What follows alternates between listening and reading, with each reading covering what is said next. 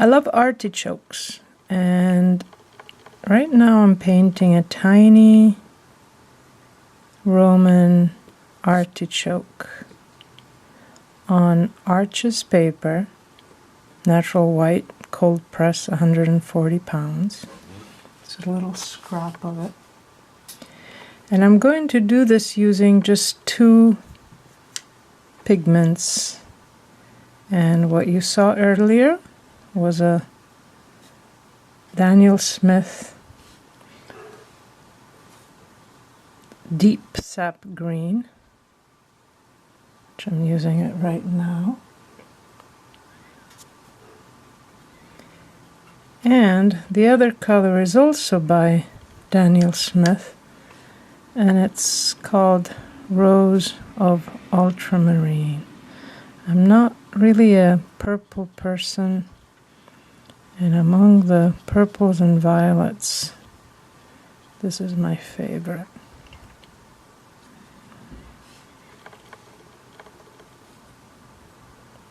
So the idea here is slowly to do each petal. An artichoke is much like a flower. And usually in this type of artichoke, the top part of the petal is purplish and the bottom part is greenish green. The problem is that green and red are complementary colors, which means that they gray each other out. Now this is a rose of ultramarine, so it has blue in it, so it's not going to be quite as dramatic in its graying effect. But you can see that they are contributing to making the other color a little bit less vivid. So I'm going to do a swatch here of deep sap green. And then, first I'm going to put some here because I don't want to dry out the green.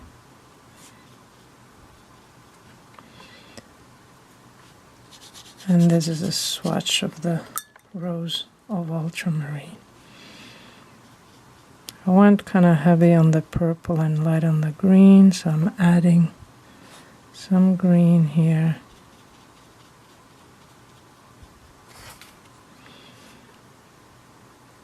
And I'm leaving just enough space in between the petals so that I know that they are separate. And I'm going to let this first layer dry. As expected, this dried a lot lighter. So I'm going to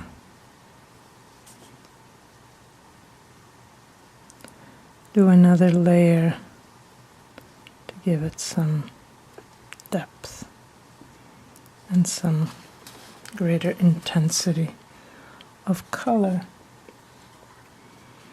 But again, I'm just using those 2 colors, deep sap green and rose of ultramarine. I'm going to go a little bit heavier on the sap green with this layer, since the other layer was heavy on the purple color. It's always fun to leave a little bit of the previous wash or layer, as well as some of those whites. It's easy to lose them, for me at least, because I see color and I go nuts.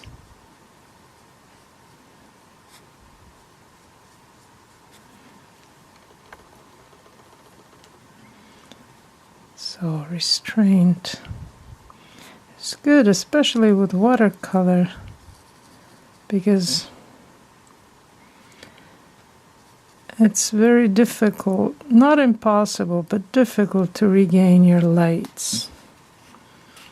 But it's pretty easy to go darker after you've gone, if you think you've gone too light.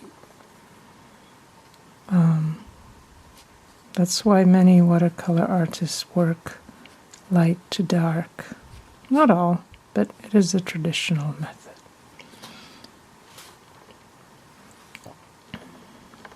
I'm going to add some purple here for the darkness.